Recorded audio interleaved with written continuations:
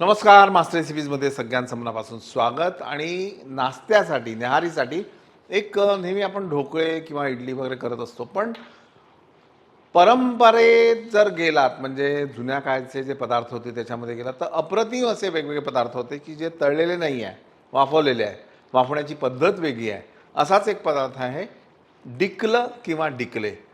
हा पदार्थ काय, कुठला, चला बघूया.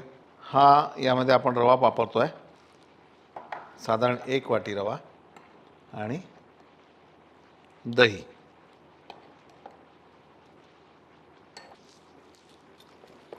ह्याला एकत्र करून रात्रभर भिजत ठेवायचं आहे आणि हे थोडं पातळ असलं पाहिजे.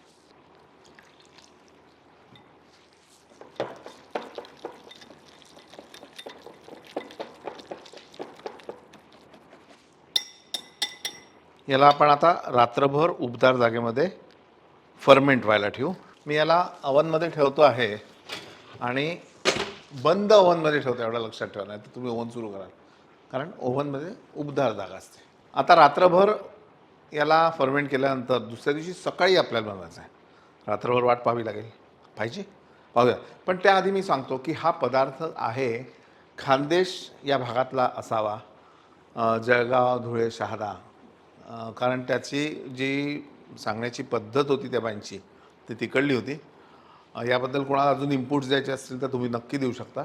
आणि यामध्ये गव्हाचा कोंडा वापरला आहे काही ठिकाणी. आणि हेच की बाबा गव्हाचा रवा करताना किंवा पिठी काढताना जो कोंडा होतो तो वापरून हे केलेलं आहे. तर असेल तर पौष्टिक लागतं, खूप छान मात्र. आणि 7-8 तासानंतर हे पीठ जे आहे, हा रवा असा छान फर्मेंट झाला. आता यामध्ये आपण घालू मीठ, चवीनुसार मीठ, चण्याची डाळ. आता साधारण 1 वाटी जर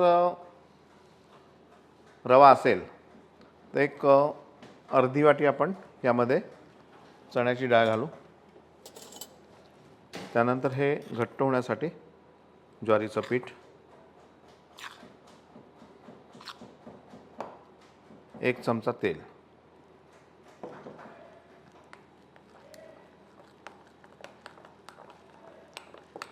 यानंतर चिली फ्लेक्स आपण यात घालू. आता मी यामध्ये चिली फ्लेक्स घातल्या, पण गंमत कशी आहे की आता हा जरी पारंपरिक पदार्थ असला तरी नवीन मुलांनी तो खावा यासाठी तुम्ही मिक्सअप याच्यामध्ये वापरू शकता की नाही.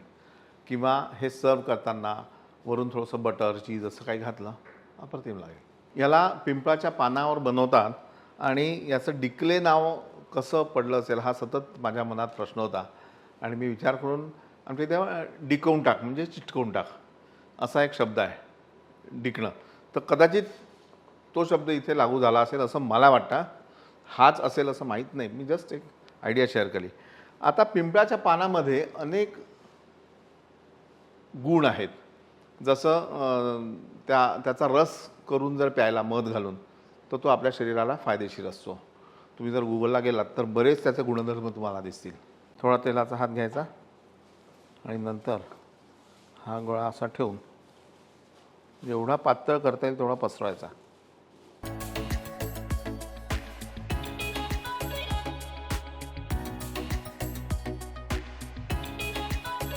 एवढं हे असं पातळ असावं.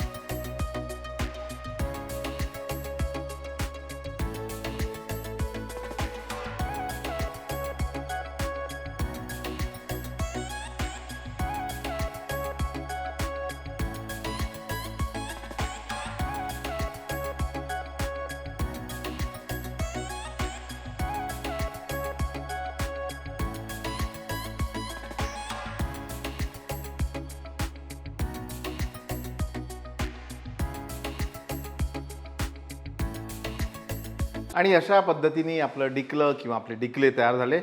नक्की करा. हळूहळू करता करता तुम्हाला सवय होईल त्या पानाला लावण्याची. आणि ही सवय झाल्यानंतर जेव्हा तुम्ही शिताफीने हे सगळं करू लागाल, बघा माझी आठवण येते का. पाहत राहा मास्टर रेसिपीज. लाईक करा, सबस्क्राईब करणारे शेअर करा प्लीज.